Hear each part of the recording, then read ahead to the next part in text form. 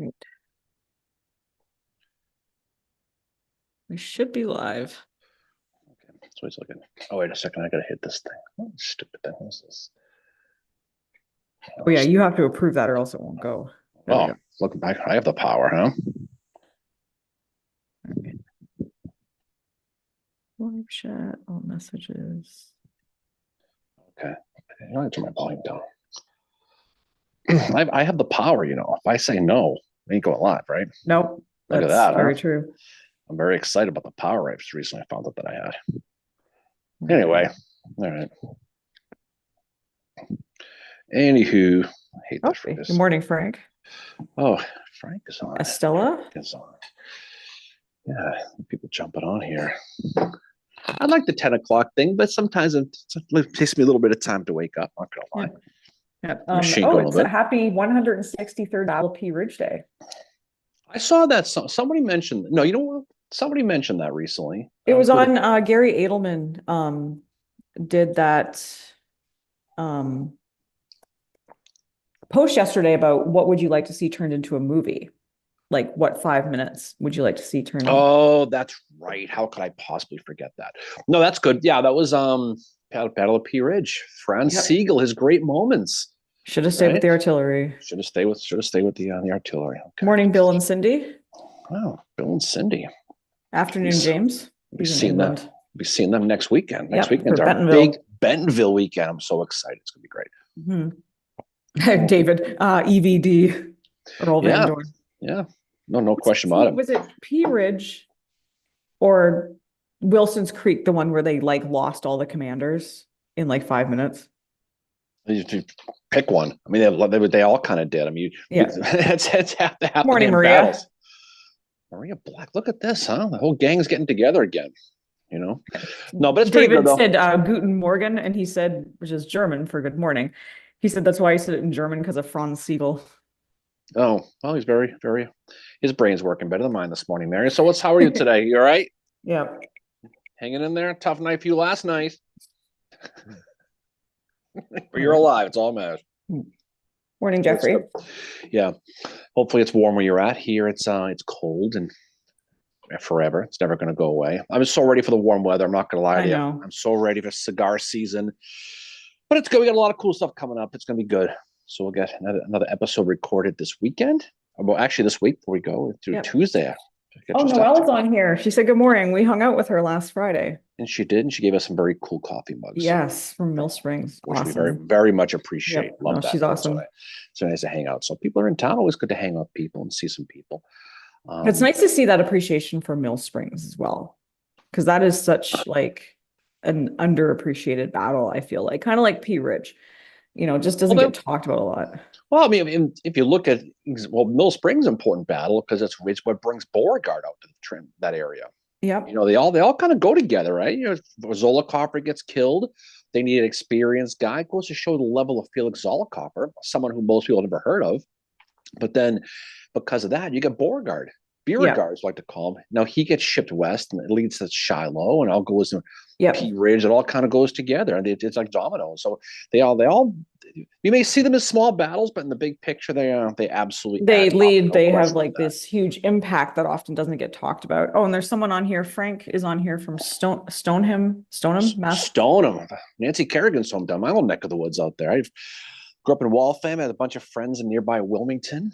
Used to go to the Woburn movie theater all the time. From there, it's a nice area up there.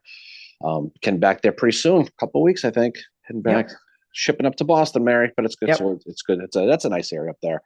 So it's cool. So we got a bunch of cool stuff coming up.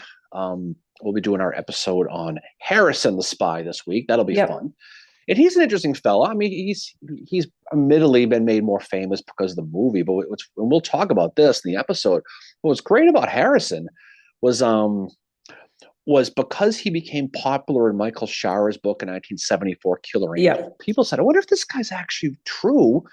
And they look back to an interview that James Longstreet did in the 1870s, 1880s, around there, that mentioned him. And then it turned into, let's find this guy. And they finally found him. And we're talking like the 1980s. They've identified who he was. Yeah. And there was some recent study done with him. as recently as 2002 when they found where he's buried. He got his gravestone in 2002 in Kentucky. So this again, it's not, I'm not talking that long ago. That's what's cool about this. And he's, for a guy who has a clandestine past, which most scouts tend to do. What's cool about him is he's so personable as far as and so relatable because of his story. And a lot of research into that one because there's not a lot out there. But he's fascinating, and the movie kind of gets him completely wrong. Yeah, which is funny because you can see how, like, he's in the book. There was an understanding that he was named James Harrison from Virginia, who was an actor, right? Turns out that in between Killer Angels and the movie Gettysburg, they found out that he wasn't James Harrison, that he was William T. Harrison, yeah, right? Henry T. Harrison, like the president, Henry T. Harrison. And so Henry was from Mississippi. So in the movie, they had to merge the two. So what does Longstreet say? He's the actor from Mississippi. yeah. So he's kind of omitting the actor part of it from James Harrison, and in the Mississippi where Henry was born. So they kind of doubled down and get it wrong again, which is interesting. It's just kind of cool when you study this history. It's kind of fun, you know. I just want to give a shout out to Jeffrey, who said that he's drinking his morning coffee out of his amazing new Born to Run 11th Core coffee mug. That's awesome. So thank you. Yeah, and that's, yeah, appreciate that. That's awesome. So yeah, we our friend Ty, who 1863 Designs. 1863 Designs. He's making a bunch of stickers and a bunch of stuff for us, and it's great. I mean, we donate all. We don't see a nickel. We don't take any money for this podcast, so we donate the money, the proceeds. So it's good to see people doing it, and the quality is pretty good. I should have had a sticker. It's really good. He gave us some stickers when we saw him a week or so ago, and he was making hoodies and T-shirts and coffee mugs. And rumor has it, Mary, don't tell anybody, there's beer mugs are coming, pint glasses. Yep. So which is awesome. So that's good stuff. So he does great work. So support him. He does a lot of stuff with obviously other stuff. I mean, if you chances are if you've seen a Civil War sticker, kind of a fun one, he made it.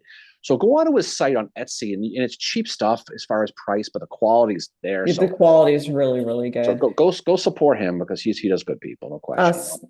Sarah said that she visited Harrison's grave in Highland Cemetery, Fort Mitchell, Kentucky. Yeah, it's not far from Covington. He's right on the border of Cincinnati.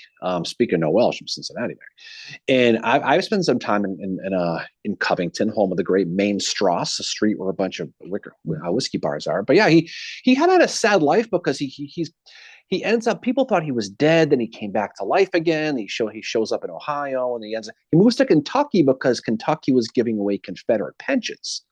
So he moved there to get a pension. He got it. He got remarried again. He married a woman 25 years younger than him, and she ended up getting his pension. So he's a interesting guy. But a lot of the stuff that you talk about with him, especially from the book or the movie, it's not right, but it's not wrong. Like the information that he provided, at Gettysburg specifically, was very, very important to the Gettysburg campaign. And there's some people who doubt that it actually. That people think like Gelzo, for example, right? Yeah. Allen Gelzo, he thinks that Lee already knew the information. Yeah. And then when Harrison got there and gave it to Colonel Fairfax, who gave it eventually to Lee, that he already knew it, but that's from the Lee people, guys like Charles Marshall, guys like Moxie Sorrell, on the Longstreet side debate that, because again, it goes into that. It's so funny how the Lee Longstreet thing permeates everything, right? Yeah. Because even Harrison, he's like, well, Longstreet's spy is why Gettysburg wasn't a complete destruction. Yeah. But no, wait, Lee knew that already. So don't give Longstreet credit. He already knew that. And that's right. And that's what's funny about it is the both blood feud they had with the Lee and Longstreet supporters spills everything. Even Longstreet gets painted with that. I mean, even Harrison does. So we'll talk about that. It's just fun. It's just one of those things, I posted a link in the chat to the 1863 Designs if anybody wants to go check out Ty's shop on Etsy. Great stuff, awesome prices. Noelle said she wants a hoodie when they come out. They are out. They are out now, I think. Just as of I don't know, yesterday. What's today? Today's Saturday. I think Thursday or Friday he put those out. So he does them. It doesn't. It gets made directly there and stuff like that. And like I said, all proceeds get donated, so we're not making Yeah. money on this. So we just like to see the people wearing the stuff. This people, some people get a picture of somebody with the mug or the glass or something like that. We love that because it's so cool to see. And then the money will go to a good cause, so it's pretty cool. Yeah. Yeah, exactly. It's like we said, we don't want to see like we don't make any money off this podcast. We don't want to. It's kind of just how we've always been from the beginning when we started this. That's why we choose not to have Patreon. Just because we'd rather, just do this for we're doing this for the passion behind it and tell the stories of everybody. Do it for the love of the game, Mary, the love of the game. That's why we do it, right? But it's cool. But I think it's fun because for the most part, we get to, we get to study things that we normally wouldn't have. We get to brush off the old nuggets on things that we learned a while ago and have to go back into it again. But again, as you go through all this stuff, it kind of, you find, and people, this is not news for anybody who's on this chat, but it all kind of brings it back together again, right? Like everything ties into itself. Yeah. James asked, who do we reckon was the best staff officer in the Army, Sorrell versus Rawlins? Oh, your boy Rollins. You hate Rollins, huh? I hate Rollins. You're gonna get going with Rollins now. Good Rollins talk. Best staff officer in the entire. I don't know. I mean, it's just tough to say. I mean, it's well, I don't know. I mean, Moxie Sorrell was good. I mean, he certainly was. Obviously Walter Taylor is good for Lee, but Charles Dana, Rollins, pick all these guys. I mean, I agree. Rollins was a great staff officer, but I can't stand him. Personally, he was a bit of a dick. George McClellan, one of his staff officers was his father-in-law. Imagine the pressure of that. God. Right? If you get your wife's father knocked off somewhere, but luckily for Antietam, he was about as close to the battlefield as you and I are right now to Antietam. Yeah. If he was back at the Pry House, but that's got to be interesting. Having your father-in-law as being a staff officer. No, thank you. Get to order him around, No. Lyle said Andrew Humphreys for Meade. Yeah, I mean that's you can go on and on and on. It depends on what you mean. We attended a presentation for Andrew Humphreys with Jim Hessler a few weeks ago. Yeah, it was really good. It was really good. I think they have Gettysburg Roundtable. I think they have a YouTube page, so you can go back and watch that. And it was great to hear. I mean, I love Andrew Humphreys. He's awesome. It was great to learn, a little bit more about him from Jim. Well, what's interesting about Humphreys is he turned down that gig initially with me because he wanted to be on the battlefields fighting under old Uncle Dan, right? The Third Corps. And the battle's over. Then he ends up taking the staff position. So he wanted to fight. And it's neat. If you look at that famous Lincoln picture with McClellan at Gettysburg at Antietam, you can find Humphreys in the picture on the right-hand side standing there. So it's fun to check that stuff out too. Yeah. Frank says Dan Butterfield for the Bangburn parties. Yeah, Butterfield. I mean, he was good with Hooker. I mean, he was. I mean, I guess better question would be who you have to ask the generals if they thought they were better staff officers, right? Yeah. Yeah. And I think David might be talking about Rollins. I'm not sure. His total D-bag, his nonsense in my opinion helped propagate a lot of the drunk Grant rumors. Yeah, he's got to be talking about Rollins. Yeah. See, okay, so my whole thing with Rollins is that he is like this, I don't know if I want to call him like a little puppy or something, or like a mother hen. I don't know. He just he did his job. He did it well, but he did a lot of stuff to obviously make Grant look better at times. And that included throwing Lew Wallace under the bus. And I think that was orchestrated mostly by Rollins. After Shiloh, they needed someone to blame. They couldn't go and blame Sherman for what had happened. And that's when Wallace became the scapegoat. And I think Rollins knew it. And obviously Wallace knew what was happening as well. Well, if you I don't know. I just don't like him because he's and then he screws over. He's the reason that Sherman gets screwed over after the war because Sherman and Grant had discussed some change in the army. And I think Sherman goes to see Grant and Grant's like, well, we're not going to do it that way anymore because Rollins, blah, blah, blah. And Sherman's like, but this is what we talked about. Why are you Like, why are you doing this? And he's like, well, Rollins is sick. He's dying, which is like terrible thing, right? So I want to just do this as a favor. And things were never the same between Sherman and Grant after that. And that's when Sherman got up and he looked at Grant and he said, very well, Mr. President, Yeah, and well, I walked out of mean, the office. And things were never, ever the same between them after that, because of how he placed Rollins over Sherman. And I think that really, that like, if you got in Sherman's doghouse, it was the same as Grant. If you got in Grant's doghouse, it was very tough to get out. well, If you got in Sherman's doghouse, that was another tough one to get out of as well. yeah. Well, I mean, the thing is it depends on how well they did, how they carry your water. You could look at Charles Marshall, you look at Walter Taylor, they carried Lee's water for the rest of long after he died. And he Yeah. certainly did. This is where you see a lot of the Jeb Stuart rumors coming out. You see a lot of that stuff with Gettysburg, but then you look at a Randolph Marcy, who was, McClellan's father-in-law. Yeah. I mean, again, they don't do much after they don't carry the water for some of these guys, right? Yeah. And so when Moxie Sorrell's a good one. There's no question about that. And so it's interesting because they I guess it depends on what they did for the big dog, right? Yeah. Now you can look at a guy like Rollins and say, or Charles Dana, for example, and say they were kind of put in place to babysit Grant during the Vicksburg campaign, were who they really working for. Yeah. And you kind of saw with Charles Dana kind of the worm turned a little bit. He became more of a Grant guy. But Yeah. they were almost like embedded spies, kind of like Pinkerton or Sharp. Initially. Yeah, that's what like Bill Etzkorn references. He'd submit Sharp as best staff officer. Noel said hilarious that a relative of George McClellan's was one of Jeb Stewart's, yeah. Yep. And then Lyle said Sharp was probably the best intelligence officer. And then we have a second Frank on here today. He Dueling asked, Franks? Yes, dueling Franks. He asked, did General McClellan leave the army immediately after being demoted the second time?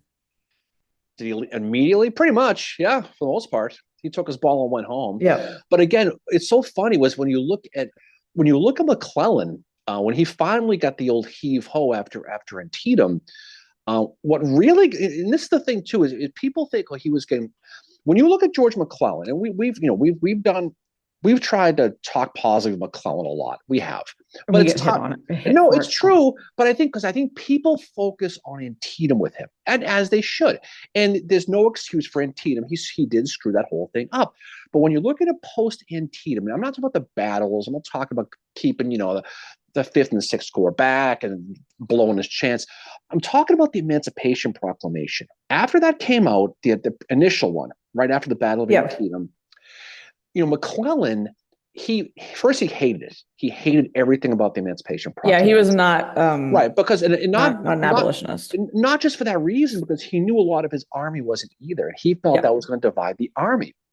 So Lincoln made him post the initial Emancipation Proclamation in camp in Antietam. Now, again, why he stayed in Antietam? Usually you leave the battlefield because it's a bad negative feeling for a lot of the soldiers to be camping on a place where your friends got killed, but he stayed there. But he had to post the Emancipation Proclamation around camp so the soldiers could read it. But he added a second page, which basically said, remember, men, if you have a problem with this, the elections are coming up. Oof. So he was initially going at Lincoln, and Lincoln found out about that. He never even wired Lincoln about the Battle of Antietam. There was a newspaper man named George Smalley from the New York Tribune, from Horace Greeley's paper. Yeah. He left in Dusty on this one. He left Antietam, went to Washington because he could not use the Army telegraph. He had to use a private one. He went to submit his story back to New York, and it got intercepted by the White House. And that's how Lincoln found out about Antietam, was a newspaper article. And so Lincoln and back and forth, they never talked to each other after the battle. They just never talked. Yeah. I think that's why he got kind of canned. And he went down to visit him and everything like that. But again, it was a two-way street. They both gave up on each other. And then he started writing this big manifesto, and he ran for president against him. But it was the Emancipation Proclamation that would seal the doom between the two. There's no question. It just did. Yeah. It wasn't necessarily that McClellan was being slow or whatever. There's a lot that is in this relationship that I don't think gets looked at enough, especially any Lincoln biography I've read, it's been basically, oh, that he was just because he was slow or whatever. And it doesn't really go into like looking at it on a deeper level, that there's a lot of different things in this relationship between Lincoln and McClellan. And yes, was McClellan disrespectful to Lincoln? Absolutely. Was Lincoln disrespectful towards McClellan? Yes, at times he was as well. Like, it's coming from both sides. Lincoln is not innocent in this at all, because Lincoln is trying to understand. Like, I'll give him this. He does go to, I think, look up stuff about the military to try and have a better understanding of what's going on. But he still was not at the front with McClellan. And the other thing too, we talked about this in an episode we did that involved McClellan, is McClellan had been over and observing the wars in Europe. The name is Crimea. Crimea. Yes, thank you. He wrote a story about that. And that was a big part of how the Roanoke campaign went down, was because of what he learned over there. Yeah. And the other thing, but the thing that he sees is this. He sees what happens to soldiers. Like, he sees the wounds, he sees like how gruesome war can be, and that sticks in his head. And as narcissistic as McClellan can come across, he loved his men, he loved the soldiers, and he didn't want to see them go through that, I think, in some ways. And I think that left a mark on him. And I don't think that aspect of him gets looked at enough. And I know I've talked to our friend Shanna, she studies McClellan, and she's really into him. And she's kind of become like his voice in history. And she looks at all aspects of the relation, like all aspects of him, obviously. But I think, like, I think we talked about that one time, and she said, yeah, the Crimea War definitely stuck with him in a way that was like left a mark. Richard mentions that their new book, Conflicted of Command, goes more into the political side of the Mac and Abe relationship. That's good to know. Yeah, I mean, and politics is everything with this, and you can see it with that. I mean, you can understand. In this, you can look at this on the Confederate side as well with Jeff Davis. Yeah. We saw with Beauregard, with the Beauregard Davis hate, right? Yeah, well, that's why Beauregard is like this. He's like the Confederate version of McClellan with how he's trying to deal. They're similar with Jefferson Davis. They both had raging hate-ons for their presidents. There's no question they did. Okay. Oh, and, yeah. And when you look at McClellan, when you dissect and analyze a McClellan and a Beauregard, they are the same guy. I mean, in a lot of ways they are. They're very, very, very similar attitudes, very similar, egos. But again, McClellan felt that, again, he was the one who was in charge, that he was the man. A lot of it was because he had some success early in Western Virginia. He did, yeah. And he beat, he'd say he beat Lee and all that stuff. But again, he had no respect for a civilian president who he thought was a hayseed. And he did that was Lincoln's reputation. And too, I know, like, and we've talked about this before, McClellan gets hit a lot for the letters he wrote to his wife and the bashing that he did to Lincoln and everybody. He's like a gossipy 13-year-old in them. But the thing is those letters were never meant for public consumption. He's venting to her, whether it's right or wrong. We all have a person in our lives that we vent to, and they all did it during the war. That's likely why Thomas's letters were burned by his wife after, because he God, if only you had someone in your life you could vent to. If only you did. I do. Oh, I couldn't freaking do. But that's the thing, though. And you have to understand the politics of it all, because obviously you're George McClellan, right? Yeah. You're thinking, all right, well, I play this right, I'm going to be president. And by all accounts, he probably should have been, right? But he screwed it up himself. He stepped on his own junk, okay? Yeah. Not quite the Robert Toombs level of stepping on your own junk. When you're being considered for president of the Confederacy, and you go to the convention, you get so blind drunk, no one wants to vote for you, and you end up not being president, and you end up being bitter the rest of your life, and you end up going to Antietam and all that. So I guess it all depends. That's why I'm telling you, Mary, be careful drinking in public. I'm trying to tell you this. But William makes a good point here. Not meant for public, but doesn't that show the truer person? Well, absolutely. Sure, it does. It does. But I don't think my whole thing is like, we have to remember that, like, these guys are humans, including McClellan, and he's frustrated at stuff, and he's having to like just be like, they're not treating like however McClellan felt. Likely George Henry Thomas was saying similar things about Grant and Sherman to his wife. Well, just think about your own life. I mean, let's be honest. There's not a person in the world who hasn't talked to someone privately about how much they hate something about their job. They hate their coworker, they hate their boss, they're pissed this guy got this job and not me. That doesn't mean you hate the company or a crappy person, but you're a human. And I think people like McClellan certainly use Mary, his wife. Somebody marries in the Civil War, by the way, but they use his wife to complain. And it must have been hard too, because you've got Randolph, your father-in-law, right next to you the whole time. Yeah. But I think sometimes you need that. I think a lot of times he was trying to impress his wife in a lot of cases by embellishing. Yeah. But I also think he was venting, because again, these are people who are going through the worst hell. And if you read some of the, I'm talking about McClellan today, you read about the post-Battle of Antietam, about how McClellan was literally so shaken up about the loss of his men, he couldn't climb his horse. He rode an ambulance wagon on the battlefield. He was completely, this is a guy who looked at his army like it was his own children. That's why his men loved him so much. His boys, so when you go have to visit the battlefield and see the dead and dying in Antietam, he couldn't bear it. It was like having have the cake and eat it too concept. Yep. So he was very human. He was very, very human for a guy who was arrogant. And he was someone who did not like the idea of being told what to do, because he felt that but again, when speaking to that battle specifically, because that's the big battle. When you look at McClellan, you look at Antietam primarily, but he got to the house, but he realized he forgot his key. Yeah. Right. He had every opportunity to win that. But if you're really a young Napoleon, how do you keep your cavalry in the back? How do you not put them up front? Yep. When you're trying to find the Confederate right, and you're trying to find Snavely Ford, and you've got guys like, got General Rodman with the Ninth Corps stumbling through the woods trying to find a ford, because you don't have any cavalry to send down because you don't want to send them. Right. When you end up keeping a lot of your better regiments and brigades in the back to save them when the opportunity is there to crush them, and you don't. So all the criticism of McClellan at Antietam is 100% true. Yep. But if you read the immediate post, this is in between the Antietam and the Battle of Shepherdstown, or the Battle of Butler's Ford, whatever you want to call it, right? That time in between, when you see the letters he's written and how damaged Antietam was to him in his head. Yeah.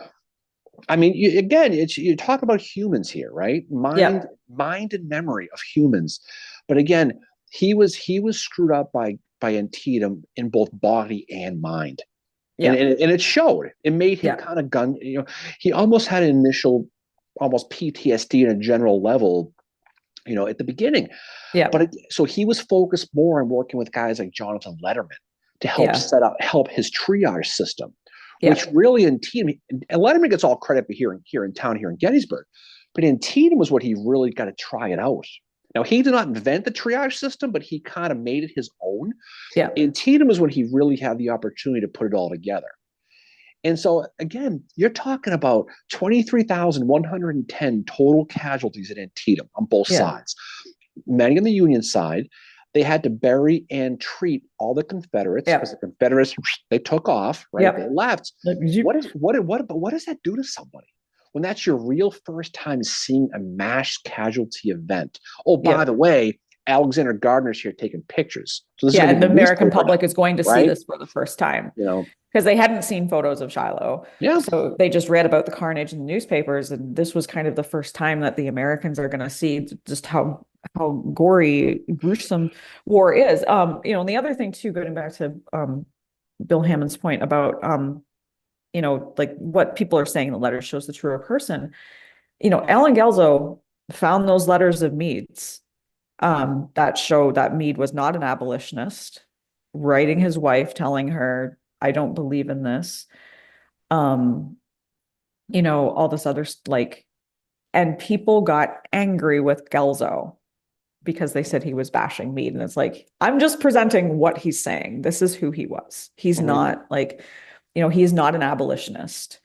Neither was John Reynolds. They were all part of that McClellan group. And that's why when you look at that type of politics, that's why you have somebody like Abner Doubleday getting sidelined because of the politics. And you also have likely, I think if Howard had stayed in the East, something similar might have happened to him because he was also an abolitionist.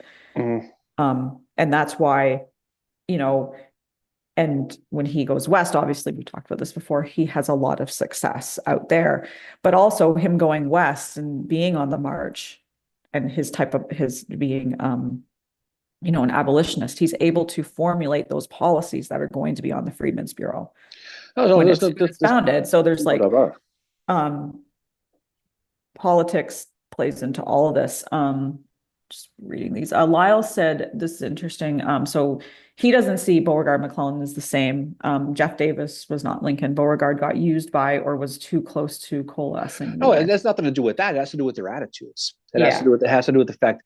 This is not what I'm trying to say is if you look at his letters and his behavior and attitude leading into First Manassas, Yeah. when he's writing to Jefferson Davis and he wants more supplies, Davis is not really giving him anything he wants. He goes behind his back to go to James Kemper, the 7th Virginia, to work the locals. Yep. He kind of quickly dismisses Davis. I'm going to do what I'm going to do. I'm the one who's in charge, not this guy. Yeah. It's their attitudes towards their superiors what we're talking about. We're not talking about the track record. We're talking about the attitude individually they had about their bosses, about how they both felt that they were the ones who knew it more than their bosses, and they acted that way. Yeah. That's what we're talking about. And so if you really get into the X's and O's with Beauregard, his personality, yeah, they both felt they were the smartest guys in the room. But so did Davis. And to give Lincoln credit, I would agree that Lincoln you can't compare to Davis because Lincoln did not feel he was the smartest guy in the room. No, and that's why he surrounded himself with his rivals. And he got taken advantage of it in a lot of cases. Yep. Davis certainly did, but both Beauregard and McClellan clearly dismissed their presidents by their actions. And it's clear when you read their letters what they thought of both of them. Yeah. So they're kind of peas in a pod as far as how there's a phrase, there's some kind of psychological phrase that I forget what it's called, when you don't like your superiors, when you feel that you're there's a thing for it. Yeah. And that's how kind of how they were. And, but again, McClellan was a much bigger dog and he was probably better at it. But again, both of them were raised rich kids, snotty kids, but, both felt they were made to be special. Both things like that. And so you can kind of find symmetry on certain levels if you look at it. Yeah. And we try to look at these people as people, right? And just try to understand how they saw things and how their mindset played into their actions. Yeah. Yeah. Right? It's very interesting to look at both of them that way. And I mean, we do this, we do this podcast, obviously, to tell the story, but also that we want these people to be seen more as humans and not just there's feelings going into it. And we've said that, the one example that you mentioned quite a bit is Sherman has a tough day at Missionary Ridge. Is it partly because he's against Patrick Cleburne? Right. Yes. But Sherman has also lost his son, his favorite child. Sure, absolutely. Sherman played favorites with his kids. He made no bones about it in letters to his wife at all. I'll have to find it. It's somewhere. He wrote a letter soon after to one of his friends saying, I don't know how I'm going to get through this. Like, he's going into Missionary Ridge with that in his head. These guys are all carrying stuff with them. You look at someone like James McPherson right before the Battle of Atlanta had asked for leave to go marry his fiance. Oh, yeah. Sherman told him no.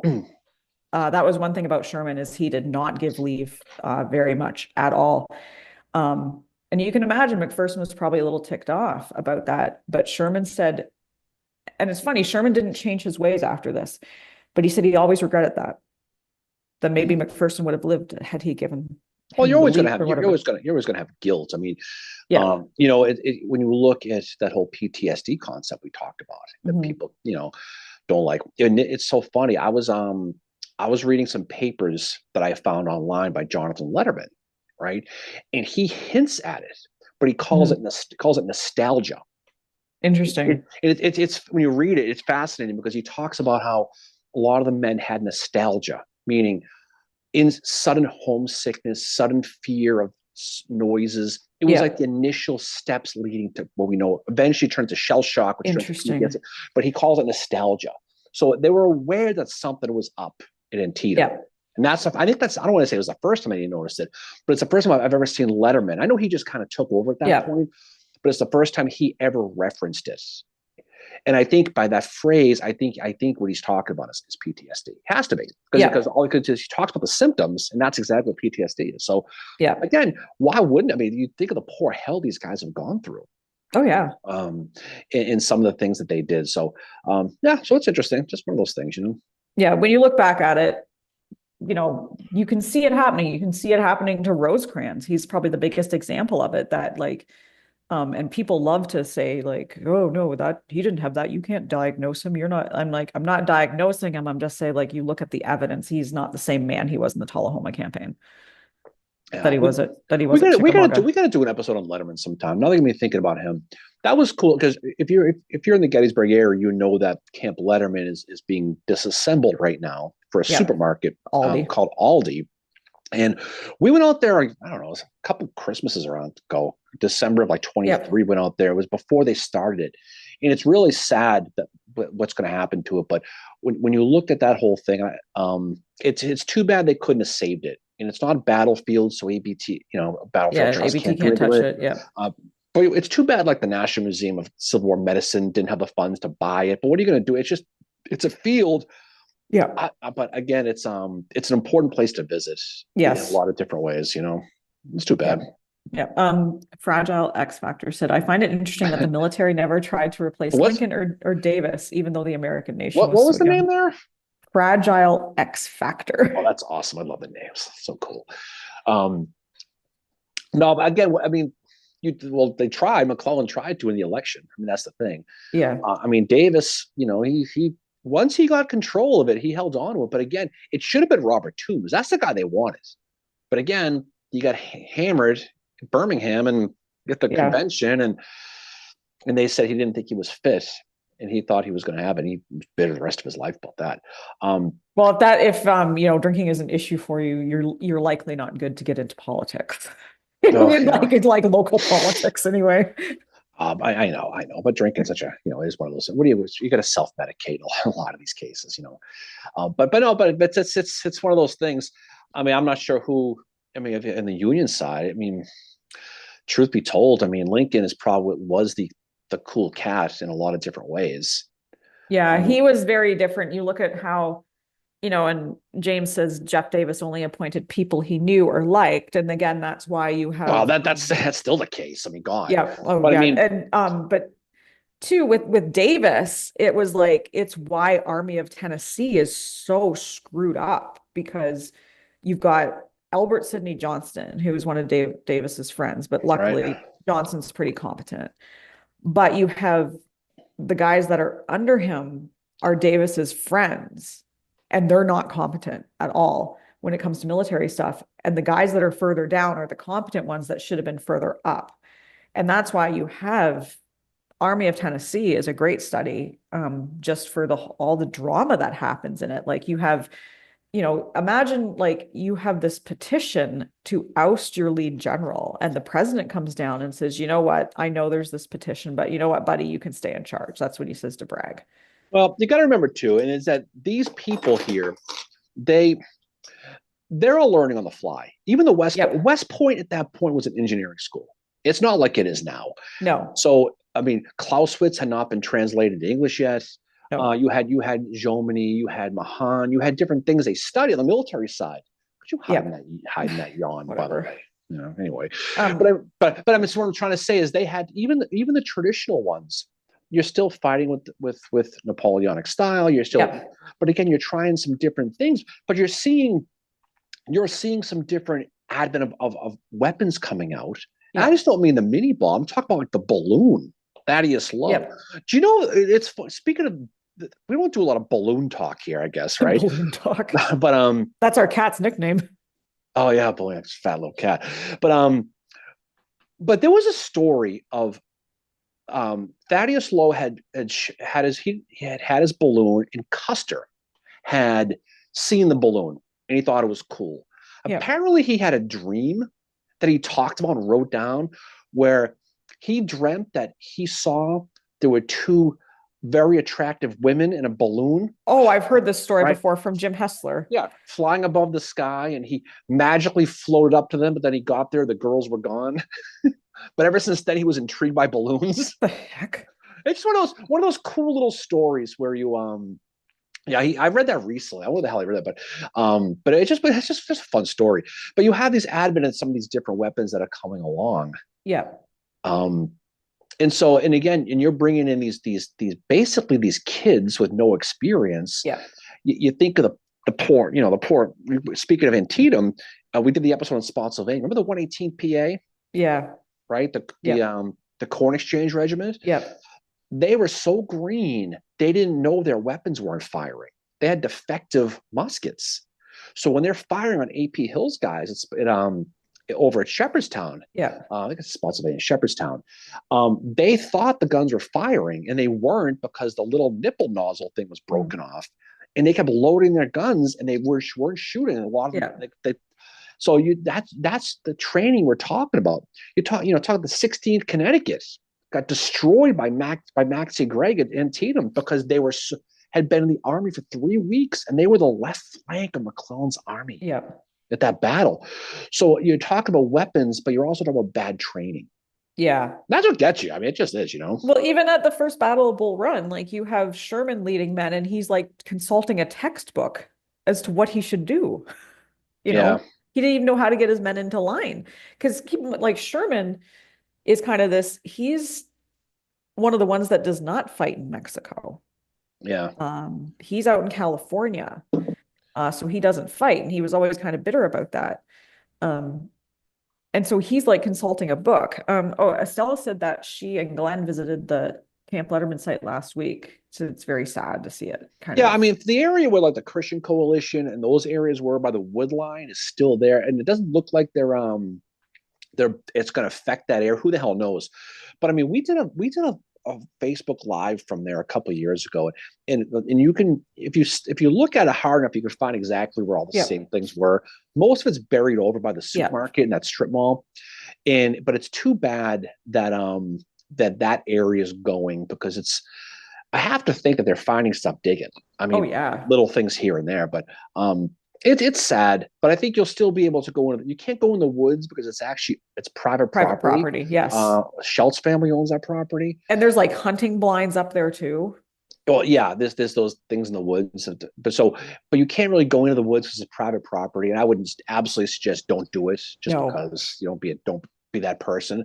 But you can go to the line if you go to it right where the wood line is. That's where, for the most part, where the Christian Coalition was. You can at least see that. The area where all the tents were is the supermarket parking lot now. And there's actually a marker for it. You can find the marker. It's between the hotel. So there's markers out there for it. Yeah, you can find it. But again, it's unfortunate a lot of this stuff is going away. But again, and this translates to the battlefields now, where I'll tell you right now, there ain't gonna be much federal funding coming for battlefields anytime soon. So the only way to justify this stuff is to visit them. And when you see some of the private battlefields, places like Kernstown, right? Places like Pickett's Mill, especially Kernstown, though, because where it is, get out there and visit them, because I hate to say it. I mean, it's tomorrow's promised to nobody. And these battlefield people know that, no question, Yeah. And two, like the other thing to consider as well, like, I mean, there is a little mini golf course going in down the street from us in Stein. Hell yeah, there is. And like, I think that's awesome because it gives families something else to do in the evenings here.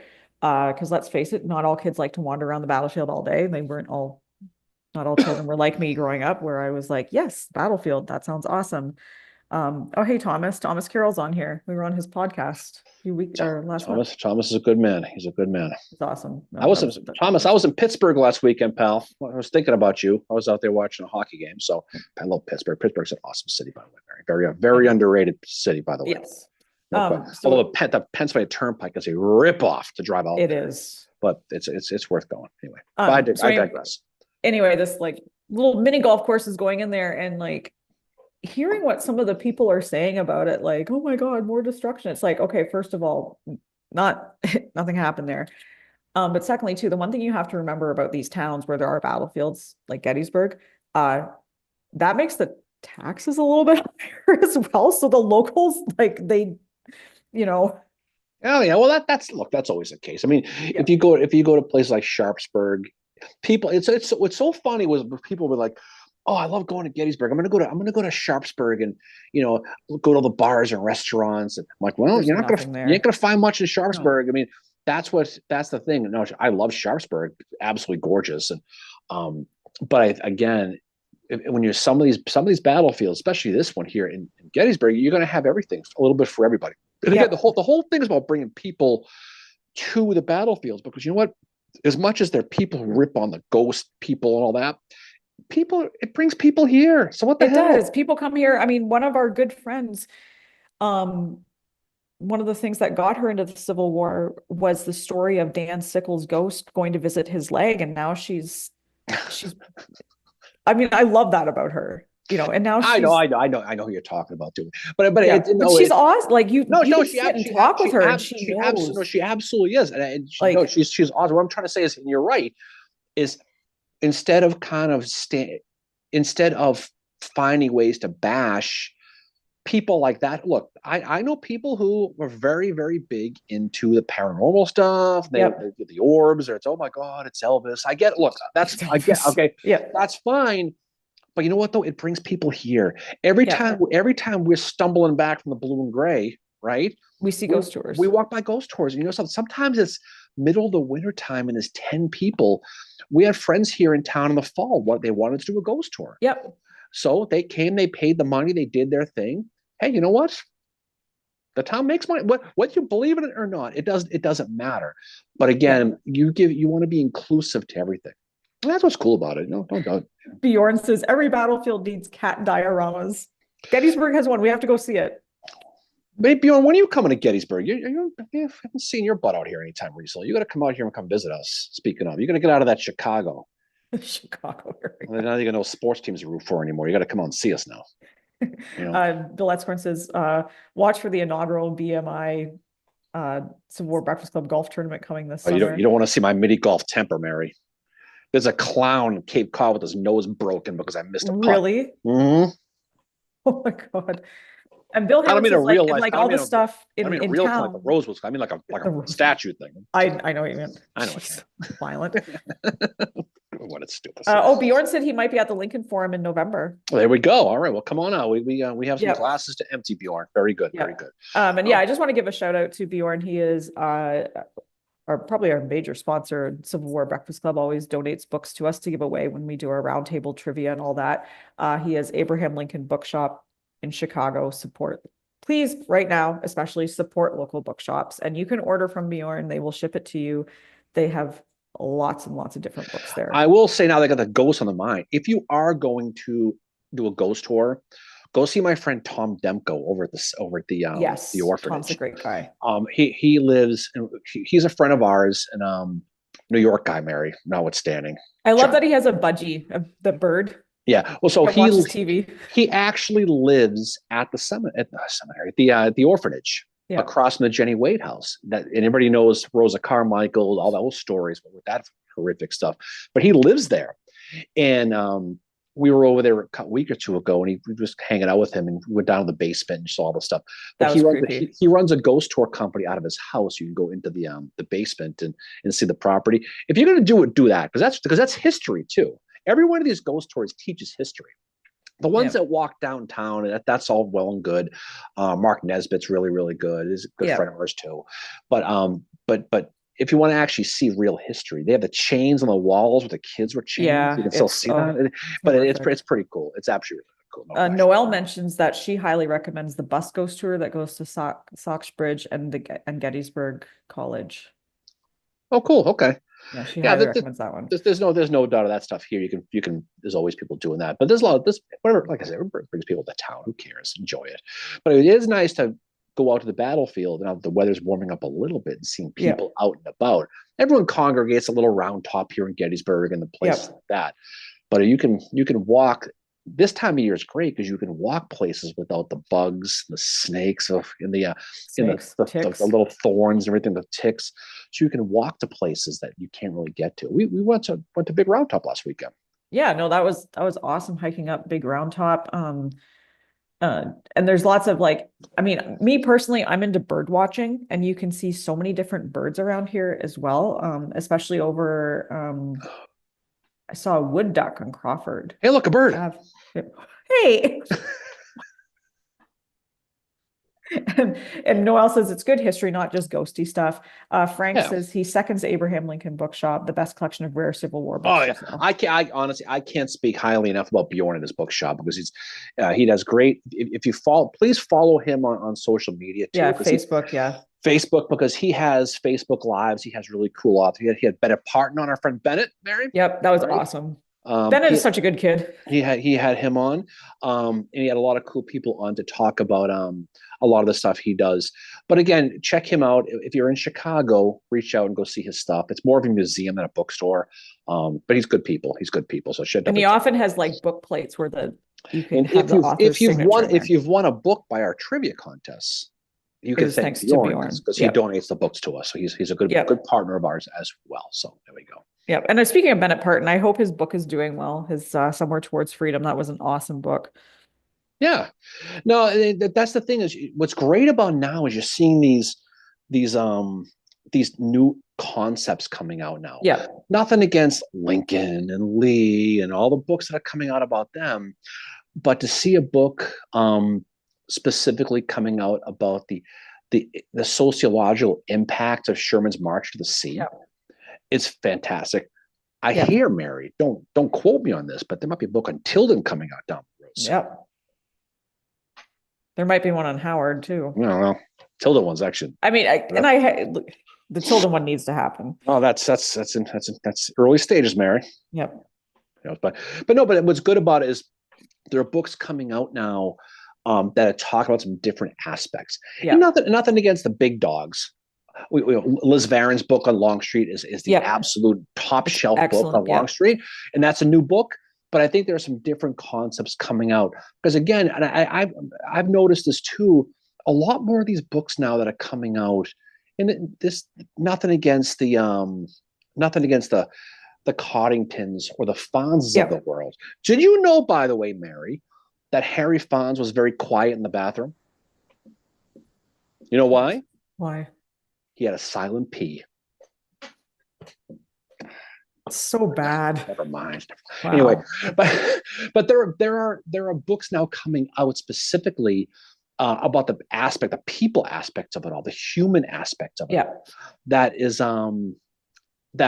telling the story from the ground level up, which is awesome because that's really good. And we went to Hessler's thing a week or so ago, and he's talking about Humphreys, and he's very much kindred spirits now. If you look at his stuff about that same aspect too, where they're talking about the human side of it instead of the overall side, but that's Noelle LOL'd at your joke. She's like, come that on, joke. that was a beauty. Come on. Anyway, I'm not appreciating my time. I think she appreciated it. I appreciate it. It's a little stupid. I know it is what it is. But yeah, and what I liked about Bennett's book was just, as you said, it's like this story that hasn't been told before, but it kind of gave me, something I hadn't thought about before really was like, I don't know why I didn't make this connection. It's like what Howard is experiencing on the March to the Sea is going to help shape these policies that he has for the Freedmen's Bureau. And the other thing I liked about Bennett's book was talking about Jefferson C. Davis and highlighting that the fact that Ebenezer Creek was not the only time that he'd lifted up bridges. Yeah. No, that's the thing is you're looking at it from a transactional X's and O's aspects of it all. When you talk about the fact that he got ratted out by one of his men to the newspaper. Well, they hated him. I mean, that's the thing too, is you're talking about, at the end of the day, you talk about humans, you talk about people. That's the important thing about it. And you can't lose sight of that. You cannot lose sight of that. And we're talking about comparing, like, what we were saying earlier about McClellan and Beauregard. You're talking about a human aspect, a natural human personality trait. Not so much the story, but just, and you don't want to put yourself in a situation of trying to psychologically analyze people. But it's hard not to. When you start to look at some of these folks, it's very easy to compare them to people you know in your Yep. own life, in your own personalities. And that's what's great about it. And when you're trying to understand um, the war specifically, and it's that horrific 4 years of American history, but you can still how it corresponds to today. Yep. It is easier to understand if you understand them as people. Yep. And that's the thing too, is that's the whole thing, It just seems humans. And Bjorn mentions the 2025 Lincoln Prize winner is Etta L. Fields Black's Combi, the first account of Harriet Tubman and the Combahee raid. That's really cool. Yeah.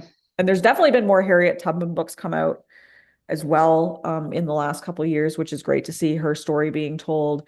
You know, all different things. And Well, I always think of Dr. Kate when we think about Tubman. I mean, no, she's written an excellent book too about but her. Combahee is a good one though, because there's so many different personal stories with that. They don't realize that she basically led an attack, a Black woman in that era leading a Civil War attack. Yeah.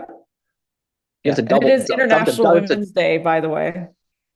Nothing better than International Women, Mary. No question about that. You know, Bob Kraft would agree with that. By the way, it's another story. Jeez, you're an international woman theoretically. I know, right? I am. There you go.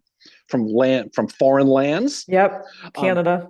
Yeah, but that's the country of Canada. Oh God, here we go. but seriously, but understanding them as people, and that we talk about that. We talk about guys like Rosecrans. We talked about, right? Yeah. Even guys like Sherman. There, you can get an idea of their mindset a little bit. Longstreet. We talked about after the war. Speaking of Liz Varon, right? Yep. Yeah, looking and so Richard said there's a new Humphreys book. No, we didn't mean a new Jim didn't write a book about Humphreys. He did a presentation about him. No, we're part of the Gettysburg Civil War Roundtable, and he did. Sure, if there is, maybe Bjorn know this. If there is a biography about Humphreys out there, they're going to call it the Humphreys dance. If they do, do the hump, right? But I mean, I think no, he hasn't written a book, but he did a presentation recently about Humphreys, and he's fascinating in a lot of different ways. And you know, he has his challenges, no question. Humphreys, yep. He had some pretty shaky subordinates, Joseph Carr notwithstanding. Yeah, not exactly the quite the colorful language, apparently. The pride of Massachusetts, you know what I mean? 11th Mass got them slaughtered. Did you ever find out who it was in Grant's memoirs that was mentioned as the underrated general? No, I haven't. I haven't looked into that too much. I mean, it could be anybody. That this might it'd be my opinion anyway. It's not like he drops a name or anything. Yeah. But no, there's a lot of that. Hal is on here from Littleton. Littleton, Mass. Excellent. Yep. He's been on here before. Hello, Hal. I love Littleton. I told my godparents from Littleton. Yeah, he knew the last name as well. The Capones. I'll be honest. Whenever I think of Littleton, I think of them. It's they have a couple of good ice cream places in Littleton. There's no hell of a lot going on there. Bill Hammond mentioned Jim does have a new book coming out though about the first day of the Battle of Gettysburg. He does. He does. Jim's a friend of ours, and he doesn't know when it's coming out though. But there's a lot of good books coming out, and there's a lot of good publishers. Savas Beatty, for example, you know, Ted. Yep.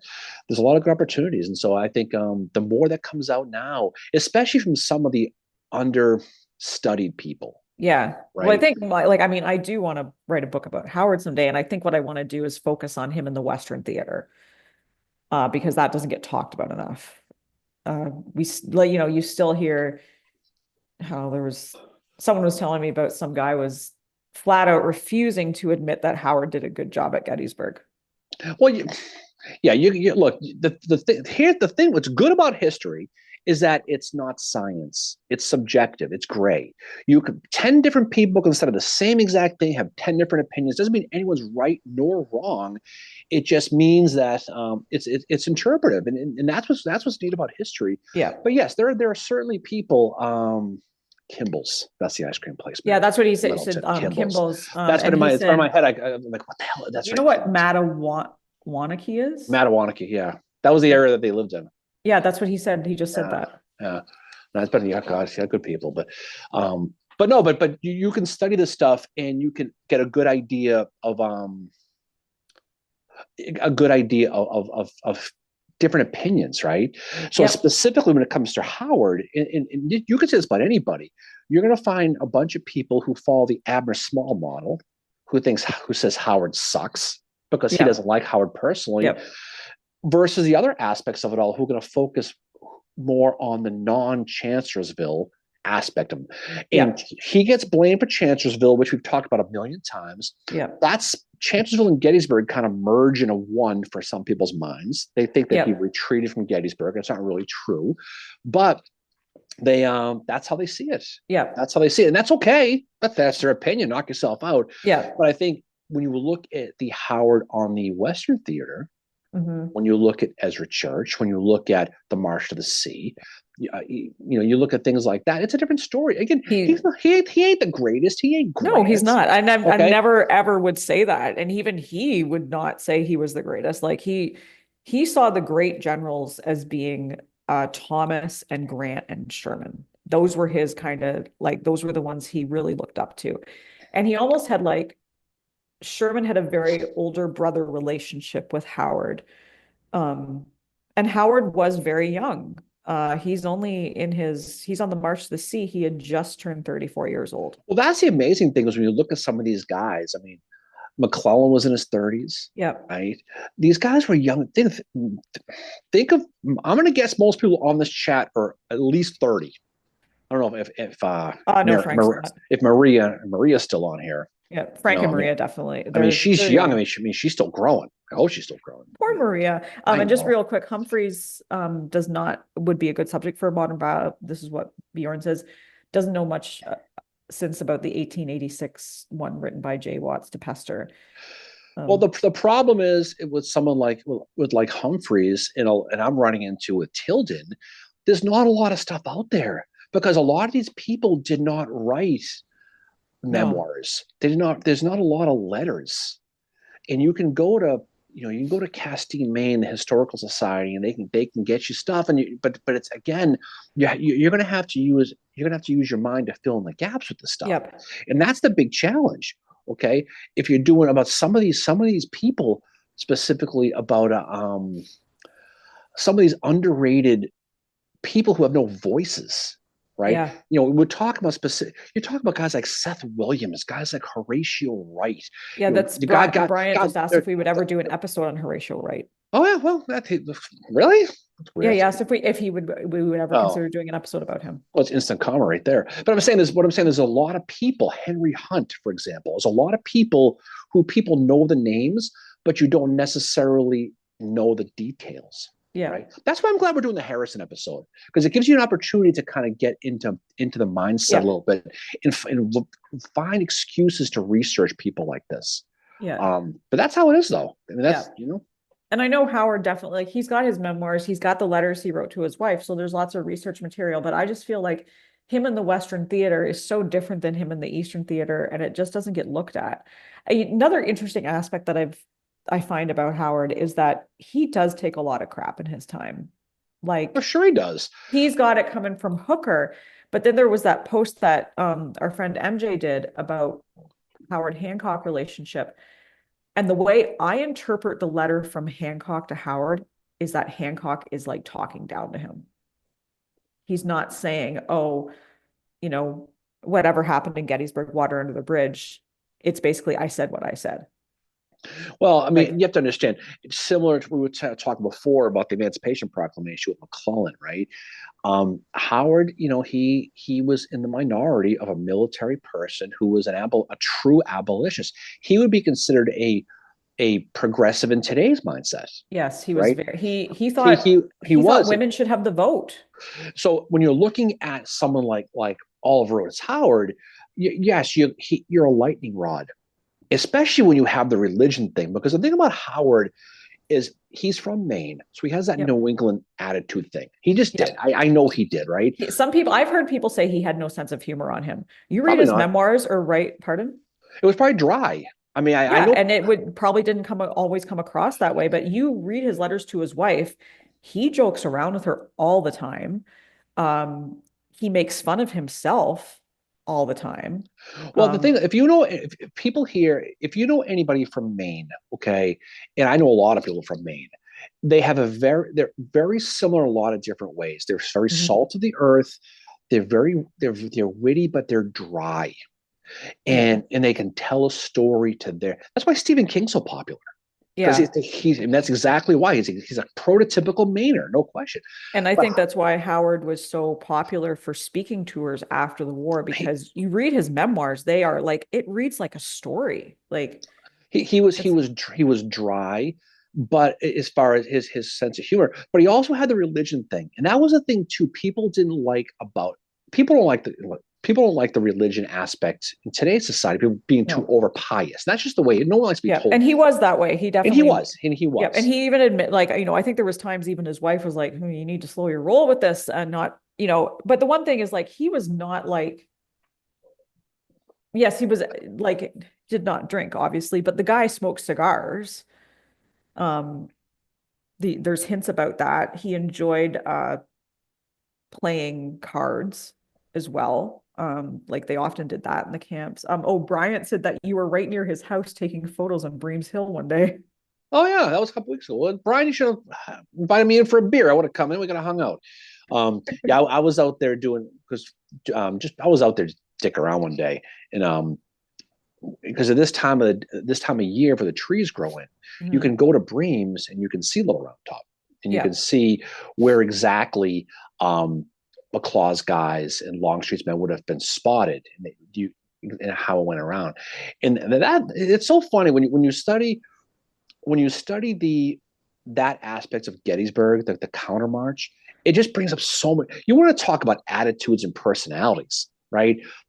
Longstreet literally would have seen the footsteps and the wagons and the marks left by the cannon that E.P. Alexander Yep. had used to go around, and either they ignored them or who the hell knows. But that counter march is a fun story. All the just you can only imagine. It's like being, you're with your spouse and you're lost in the car and you're getting yelled at the whole time. That's kind of how Yep. I can imagine it must have been, because at that very moment, um, Longstreet was not having it in life, and he was Yep. bitchy with McLaws. He was bitchy with Lee for a million different reasons. But if you go to that spot, go this time of year, you can see the round tops. Once summer Yeah. comes, you can't. It's all trees. You can't see it. We were down at the plank farm, Brian, not too long ago, and we actually got chased off by the owner. Yeah. He'd not like us being there at Nope, all. not at all. No. We were We're it's trying to tell him this is where a surgeon was from Oh Canada, god. But Solomon we Secord. went to this is last summer. We went down to the plank farm. This is where Gordon was, where not Gordon, Brad Hood was. Hood. Where Solomon Secord was right, there. Solomon Secor was there. And if you look at the property information, it's owned by the American Battlefield Trust. So we went Yep. down there to take a picture, and the guy came out and started bitching at us and blah, blah, blah, blah, blah. So whatever, it is what it is. It's like we didn't get gunned down that day in the rural Pennsylvania. I know. I But was like, oh, geez. that's what we did. We went down there. It's maybe a couple hundred yards down the hill from Breams Hill is where Plank Farm Yeah. is. Cool visit though. And if you It was cool seeing it. take that road there, you take the right at Breams Hill, take that right. There's that farm down the road. You go to the hospital down there.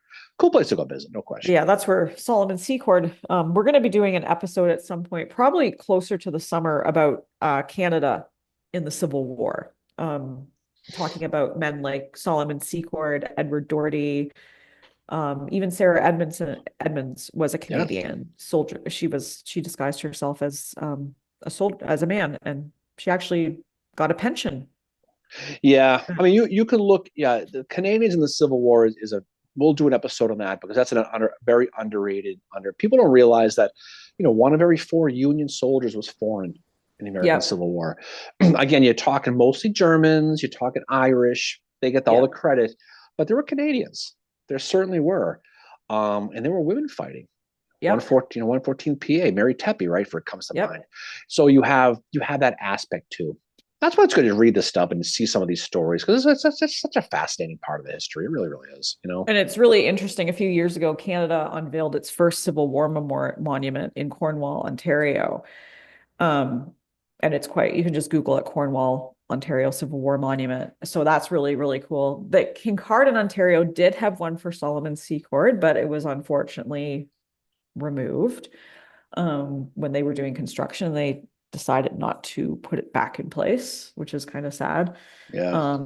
But yeah, Canada in the Civil War is quite interesting because, I talked to, back when I lived in Canada, I talked to a local teacher who you met, David. When he retired, he brought me a bunch of his Civil War books because he was cleaning out his office and his wife was not letting him bring them home with him. So he donated them to me, which was really awesome. And he said that, he had found records of men from my hometown and Huron County that had went in the Civil War. And it was basically an adventure for them to go. So they would have fought in Michigan regiments. There was Canadians here at Gettysburg as well, not just, there's two surgeons who were from Canada, one on the Confederate side, Solomon Secord, another one as well. But there's also men fighting here from Canada too. The other Canadian that was in the Civil War that doesn't get talked about a lot is John Huff. John Huff was the man that allegedly shot Jeb Stuart. 16 New York, Lincoln's Avengers. Yep. He wore the pin. Very tough grave to find at Arlington, by the way. Oh, Doherty? Yeah, Doherty. Well, John. Oh, you're talking about John Huff. John Huff is buried in. I think David Maxwell's been to his grave in Armada, Michigan. Well, the John Huff story is debated. Someone disputed me on it one time. Well, that's because it's and I was like, yeah, it's allegedly, but there's some evidence for it. I mean, I think it's probably true, but again, it goes back to interpretation. Some people think he had nothing to do with it. Some people think he did. Make a case either way, but yeah. I thought you were talking about Doherty. Damn Canadian. Doherty's the other one. There was also a man named Keyes who was from he was from my area. His wife is buried in the cemetery in Goderich. And he was involved in the capture of Jeff Davis. So it's really interesting when you look at, and Canada too, being tied to Britain at that time. We weren't a country till 1867. There was a definite Confederate sympathizing going on in Canada as well. There's an article that, and I can access them again because they brought access back to it. The site was down for a while. There was an article in the Goderich Signal, the newspaper, one of the few newspapers at the time in my hometown, and they refer to John Wilkes Booth as being a martyr. So there was a very interesting slant being taken. Of course, in some areas of Canada, especially you see it a lot in Quebec. With that's the Confederate North headquarters is in Quebec. I mean, Montreal. If you read any of these books, I mean, if you read any of these books, you understand that Lincoln was not. I mean, he was not Lincoln today. I mean, he was a very controversial. Yeah. I mean, there's a guy named James O. Hall. You know who he is, Mary? I've heard the name. He's the guy. He was the one who read Eisenschimmel's book. And basically was the father of debunking conspiracies in the Lincoln assassination. James O. Hall is the name of the research facility at the Surratt House in Clinton, Maryland. And he's actually the one. Speaking of, he's the one who who found out who Harrison was. We'll talk about that in the episode. But again, there was a lot of unpopularity with Lincoln. At the time, obviously, that's news to anybody. So yeah, of course it would. I mean, you look at some of these people, and there are still people today who thinks Booth's a hero. There are, but it was just interesting seeing that and it was. I watched a presentation from the museum in my hometown, Huron County Museum, where I worked there for a few years. But their curator, Sinead, I can't say her name anyway. She's really, really sweet girl. She gave a really great presentation on this African-American family who had lived in Huron County. And she talked about this one article, kind of saying like, this is the stuff that was being said during the Civil War, and after. And so I want to see what else they say about the Civil War in that newspaper. Now that's only one snapshot of something, but it would be interesting to see that small town perspective. But there was definitely sympathizing. Not all Canadians who fought in the Civil War fought for the Union. There was ones that fought for the Confederacy. Sure there were. As well. Just like Solomon Secord was surgeon in the Confederate Army. And he's kind of been, unfortunately, he's become like persona non grata in Kincardine right now, which I think is a little unfair because that's the man ridiculous. is doing his job. as a No, surgeon. it was cool to go and visit his grave was it last year it was not too Yeah. long ago. But that's unfortunate. But again, that's the whole deal. Um, and so with March here, it's St. Patty's Day coming up, Mary. Yeah. And so there's a lot of people are excited about the Irish Brigade stuff. And speaking of fighting on both sides, you can remember the guys like the 8th Georgia, right? Who are Yeah. Confederate Irish fighting against the Irish Brigade, 69th New York, and those guys at Fredericksburg. Yeah. So Pat Claiborne. Pat Claiborne example, exactly. I remember someone telling me one time, like, oh, Pat Claiborne was a Catholic. I'm like, no, he wasn't. He was Episcopalian. Somebody one time, who the hell? Somebody was giving me a hard time because there was I mentioned that there was a Protestant regiment, the 29th Mass in the Irish Brigade, and from Plymouth, Yeah. our old hometown, right? And that's true. And then they got bumped out for the 28th. That was I got backwards, 28th, 29th, but the Fa'aballah regiment, which is specific to that Mass regiment, not the whole thing. But yeah, when you're talking about Antietam, for example, which is where Thomas Marr and all those guys, Israel Richardson's brigade, his division, that they had a Protestant regiment in their Irish brigade, which was not popular at all, and they finally got flipped out. But yeah, and that's the truth. We talked about the draft riots specifically. Yep, we did an episode on that. Yeah, Bjorn mentions, just real quick, Bjorn mentions to check out Alan Taylor's American Civil Wars. He does a great job of connecting the civil conflicts in Canada, the US, and Mexico, all happening at the same time. And Bill Pike mentions Roger Norton's and Dave Taylor's Lincoln assassination sites are top notch. Dave Taylor is amazing. He's been our guest on this podcast about 3 or 4 times. Dave's a friend of ours. He's an interesting fellow. He's awesome. He lives in Texas now. Unfortunately, he's out of the area. So, but yeah, we've done a couple things with him. He's a good guy. We should really consider having him on for a assassination episode for the 160th. Yeah, well, might as well get his butt out to Grant Hall. I know. Right? That's what we should do. He's been there. He reenacted as John Wilkes Booth there. Yeah, no, absolutely. I mean, think about the fact that Dave, the thing about Dave, right? He's a kindergarten teacher. Right? Well, he was anyway. Yeah. And then he's now a librarian. And now he's a librarian. There's a long story behind that whole thing. But he actually gave us a presentation on John Wilkes Booth at the Lincoln Museum in Springfield. Yeah. Right. To the point where he did such a good job as being, he had his Twitter handle was Booth Barn. Boothie Barn. And the stones to pull, if you know Lincoln people, you mention that guy's name. He did a presentation for them to the point they actually gave him the statue of Booth that was at the museum. They gave it to him. So he has it in his house now. Yeah, which is Dave is a fun guy. If you've been down to the Garrett Farm area in Virginia, where where Booth was killed, the historical marker on the side of the road, he wrote that. That's him. Yeah. He wrote that. So he's young. He's like, I don't think I think he's 40s at most. I mean, he's 30s, I think. But he's a good dude. So he's a good friend of ours. So he's fun. But there's a lot of people who study the whole aspects of it all. Right. Yeah. And you look at and when you look at tying this whole thing to our episode we're doing next week, Harrison's first wife is buried pissing distance from Mary Surratt among all of us. Really? Right on the corner, yeah. And so it's cool when you kind of tie all these things together because it's just one of those things, Yeah, no, it's and too, like getting back to the whole Solomon Secord thing, there was like this, reading just what went on there and stuff. Like, we don't really know his reasons why he was living in Georgia at the time, because he had some health problems apparently, and the Confederate Army kind of took him on as a surgeon. Mm-hmm. And the reason they liked Canadian surgeons in the Civil War is because they were trained very differently than American ones. They actually worked on cadavers.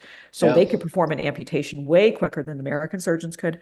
Solomon Secord was working for 24 hours straight on Union and Confederate soldiers. Well, that's not unusual. I mean, that's but the thing, like, some of the stuff I saw written about him,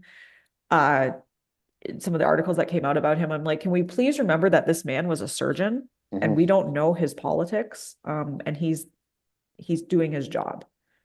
I have yet to find evidence if he is the one who operated or looked at, but you'll never find that. Not just because there's no one thought to write this stuff down or study that stuff. But it's cool though when you look at some of these things and try to, you can find some of the things. You know, it's funny. You can be thinking about Harrison now with Booth. The director's cut of Gods and Generals actually has a scene with Harrison and Booth hanging out together. Really? Because it was back when the whole, and this is Jeff Shara, Yeah. right, doing the whole Harrison the actor thing, which has been debunked.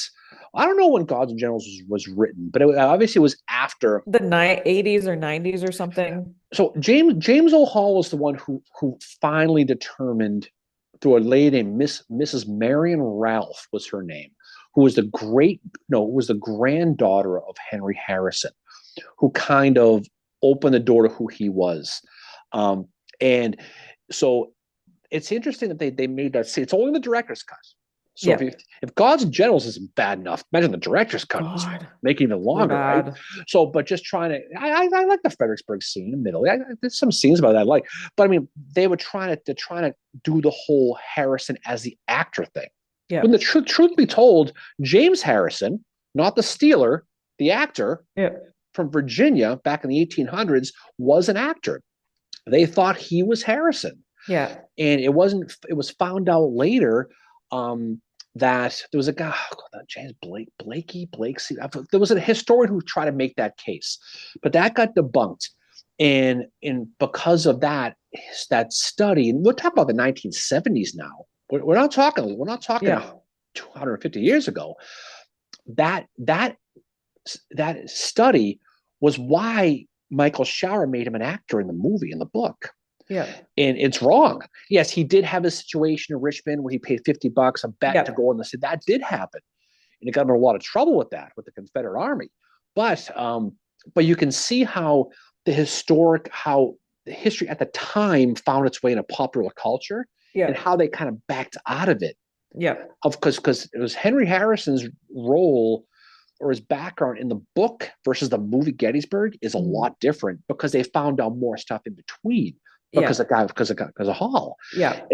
But it's fascinating. But yeah, you could watch the director's cut and you'll see a scene with Harrison, same actor, with John Wilkes Booth talking about, this is going to be great. We're going to be doing we're going to be whatever play they were doing. That's obviously complete false. Yeah. But that's the history, that's reputation, Kevin mentions, he said, howdy ho, by the way. Howdy ho. Says that the cut Antietam scenes aren't bad. And Richard said, it falls in hour 22 of the director's cut.